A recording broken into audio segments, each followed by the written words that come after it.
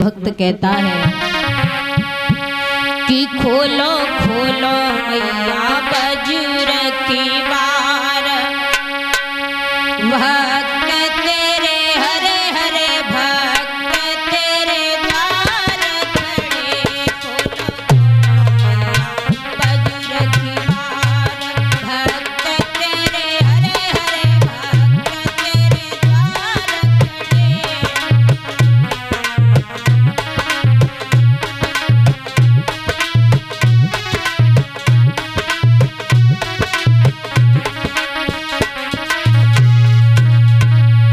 हे माँ ए खोलो खोलो मैया बजुर की बार, भक्त तेरे हरे हरे भक्त तेरे द्वार खड़े, खोलो खोलो मैया बजुर की बार।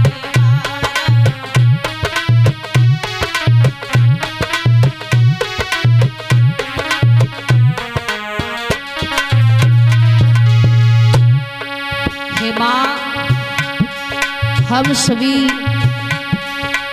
दास आपके चरणों के सेवक हैं, अपने मंदिर के केवाड़ खोल दो माँ।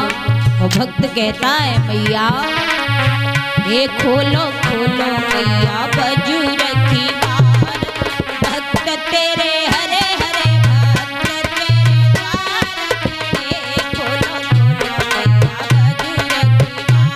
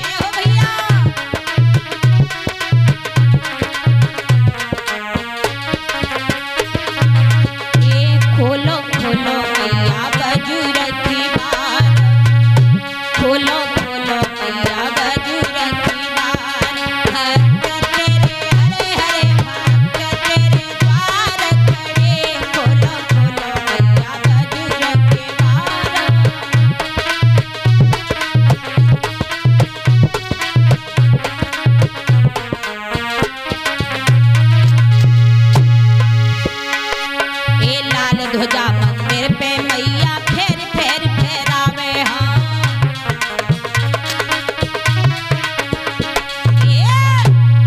अरे लाल ध्वजा मंदिर पे मैया लहरी लहरी लहरावे हाँ।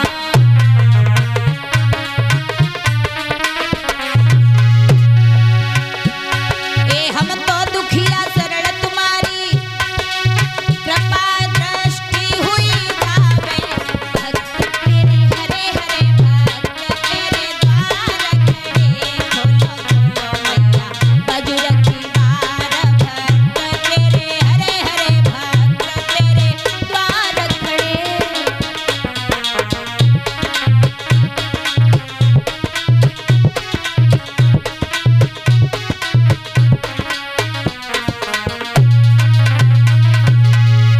और हे माँ ये खोलो खोलो मैया बजुर की बार, खोलो खोलो मैया बजुर की बार, भक्त तेरे हरे हरे भक्त तेरे द्वार खड़े, खोलो खोलो मैया बजुर की बार।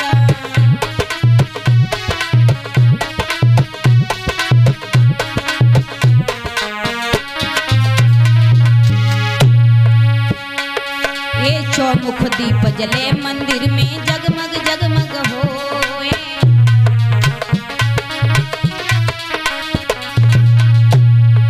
चौमुख दीप जले मंदिर में जगमग जगमग होए।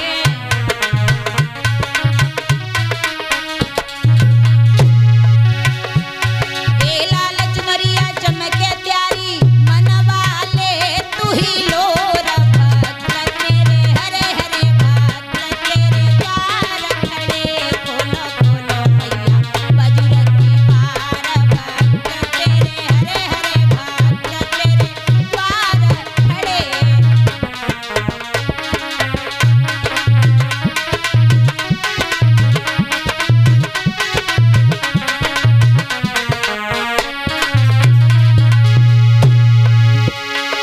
ए द्वार खड़े हाँ द्वार खड़े हाँ द्वार खड़े। हे माँ ए द्वार खड़े हाँ द्वार खड़े हाँ द्वार खड़े। और मैया खोलो खोलो मैया बजरंग की बार भक्त तेरे हरे हरे भक्त तेरे द्वार खड़े खोलो खोलो मैया बजरंग के बार।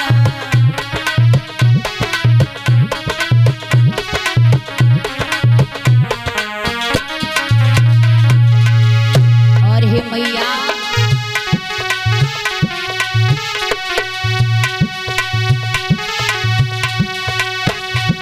कहूँ सोई गई होई तो जागो मेरी मैया लली टेरी रही तुम कहूँ।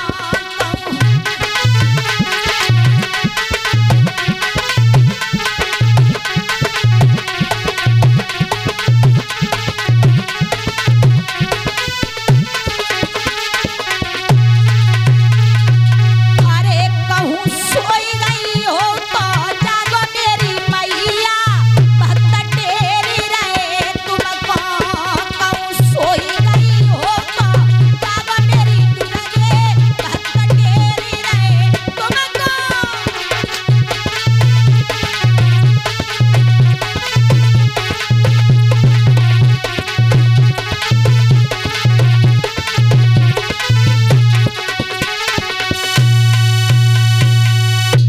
बोलिए श्रीमद् भागवत महापुराण की, परीक्षित महाराज की, यज्ञपति महाराज की, नवल्ले मैया की, कलश वाली बहनाओं की, ठाकुर जी महाराज की, अपने अपने माता पिताओं की, अपने अपने गुरुदेव भगवान की।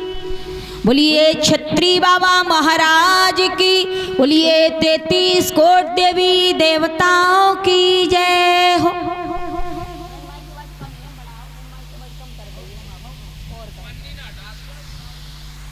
तो आइए जहाँ तक आवाज पहुँच रही हो और पांडाल में जितने भी हमारे श्रोतागण भाई बहन पिता तुल्य बुजुर्ग हमारी माताएं बहन जो भी बैठे हैं, आज द्वितीय दिवस की व्यासपीठ की ओर से मेरा सभी को हाथ जोड़ करके इस व्यासपीठ से राधे राधे नमस्ते राम राम जय गुरुदेव स्वीकार हो। पावन गांव इस्मालपुर में भगवान की अमृतमयी कथा को चलते आज दूसरा दिन गुजरने के लिए जा रहा है। तो जहाँ तक आवाज पहुँच रही हो सभी हमारी माताएं बहनें भाई बंधु भारी से भारी भीड़ में उपस्थित होकर कथा को श्रवण करने अवश्य आए। ये भागवत जो हो रही है आप सभी की भागवत है, भगवान की और भगवान के भक्तों की कथाएं हैं। मैया सामने बैठी हो, जरा पांडाल में आए के बैठ जाओ करो। क्यों? ये पांडाल भी तुम्हारे ही लिए लगा है। घरों में बैठ के कथा सुनना ये अच्छा नहीं होता है। परमात्मा सर्प की योनि दे देता है। तुम भगवान से दूर होते हो तो भगवान भी तुमसे और हमसे दूर हो जाना चाहते हैं, वो भी दूर हो जाते हैं। जब भक्त दूर भागता है तो फिर भगवान भी दूर होते हैं। आप सभी लोगों से मेरा हाथ जोड़ करके यही निवेदन है कि कथा में जानो कि हमारे गांव में कथा हो रही है। हर महीने कथा नहीं होती है, बल्कि एक साल बाद आप लोग कथा करवाते हो। तो कम से कम समय भी निकालो कथा सुनने का।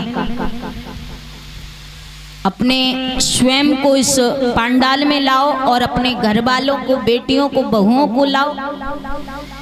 कोई जुर्माना टैक्स नहीं है। और जहां भक्त नहीं होंगे वहां कथा कहने में बिल्कुल आनंद ही नहीं आता। तो आप सभी लोग समझदार हैं। जो छोटे छोटे बच्चा भेज देती है अम्मा, जाओ लला पंडाल में उदम मचाइयो ना, कथा सुनियो ना, काउ सुनन दियो है। खुद तो आई नहीं रही, इन्हें भेज दो बड़ो बड़ो काजर लगाए। और कछन को तो कपड़ों ना ही पहना, नंगे ही भेज दे। कम से कम इन्हें कपड़ा तो पहना ही दे करो। समय निकाल करके कथा में आए, आपकी बहुत बहुत महान कृपा होगी। ये दुनिया बड़ी आनी जानी इंसान जानता है पर मानता नहीं है। हर इंसान जानता है, हर आदमी कथा भागवत रामायण गीता पढ़ता है, सुनता है, लेकिन रामायण गीता की कोई मानता नहीं है। अगर मानते होते, अगर इंसान माने तो फिर ऐसी स्थिति ना हो। आज के इस कलयुग के जमाने में कथा भागवत हर जगह जगह पर हो रही हैं। लोग करवा रहे, पैसा खर्च कर रहे हैं, लेकिन सुनने नहीं जा पा रहे। टाइम ही नहीं है बिल्कुल कथा सुनने का। लेकिन हाँ, भगवान की कथा के लिए समय नहीं है। इधर उधर की झूठी बातें करने के लिए, हर काम करने के लिए समय है, पर भगवान का भजन, भगवान की सत्संग, कीर्तन, भागवत कथा के लिए समय नहीं है किसी के पास। तो समय निकाल करके आया करो। बड़ा कीमती समय गिनी चुनी परमात्मा ने हमें श्वासें दिए, और पता नहीं श्वासों का खात्मा कब हो जाए, कोई अता पता नहीं। कब यमराज हमें लेने आ जाए। जिंदगी में आए हो, संसार में मनुष्य शरीर में आए हो, तो कुछ ऐसे कार्य करके दुनिया से जाओ जो भगवान को भी अच्छे लगे और हमें भी और दुनिया वालों को भी अच्छे लगे।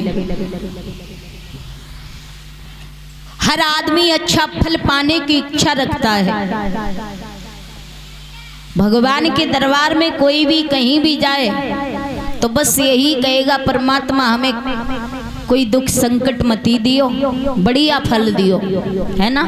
हर आदमी भगवान से अच्छा फल मांगता है और चाहता भी है कि मुझे अच्छा ही फल मिले। पर महाराज, अच्छे फल पाने के लिए अच्छे कर्म भी करनी पड़ेंगे। अच्छे कर्म, ये कर्मों की खेती है। जैसा बीज डालोगे वैसा फल पाओगे। कभी कल्पना कर रहा है क्या?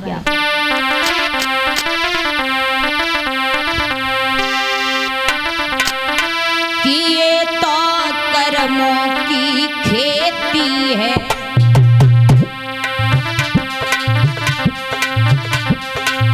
ध्यान देना भैया, ये तो कर्मों की खेती है। जो बोएगा सोई पाएगा।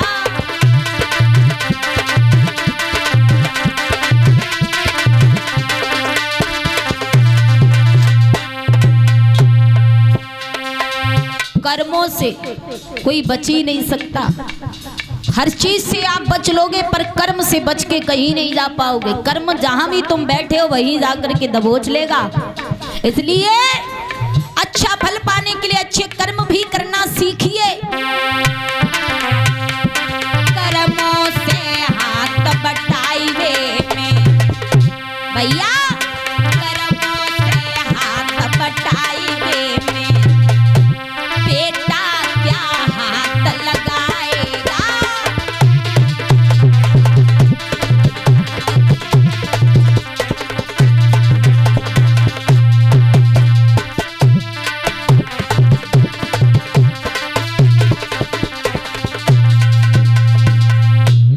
भैया, ये तो कर्मों की खेती है, कर्मों की खेती है। जैसा बीज डालोगे वैसी फसल उगेगी। तो अच्छा फल पाने के लिए अच्छा कर्म करना चाहिए, लेकिन कोई नहीं करता।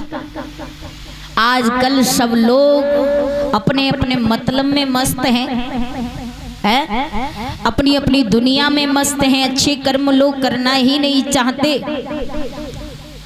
छोटा सा उदाहरण, हमारे गांव में भागवत चल रही है। अब भागवत सुनने का मन कर रहा है कि चलो इस्माइलपुर में कथा हो रही है, आज दूसरा दिन है, 5 ही दिन रह जाएंगे, 10-5 मिनट बैठ के कथा श्रवण करेंगे। कथा सुनने जा रहे, इच्छा हो रही है कि पांडाल में जाएंगे तो कुछ न कुछ भगवान की भेंट के लिए होना चाहिए। और इस बात का ध्यान रखना भैया, हमारी माताएं, बहनें, भाई जो भी आते हो, कहीं भी कथा सुनने कभी भी जाओ तो खाली हाथ मत जाओ। अब खाली हाथ का मतलब आप ये कहोगे कि पैसा की बात कह रही है। मैं पैसा की नहीं कह रही, बल्कि कहने का मतलब खाली हाथ मत जाओ। अगर पैसा दिया है भगवान ने तो हारी बीमारी में, घर परिवार में लगा सकते हो। तो भगवान के लिए ज्यादा नहीं, 10-11 रुपए, 21-51 रुपए चढ़ाओ। अगर नहीं है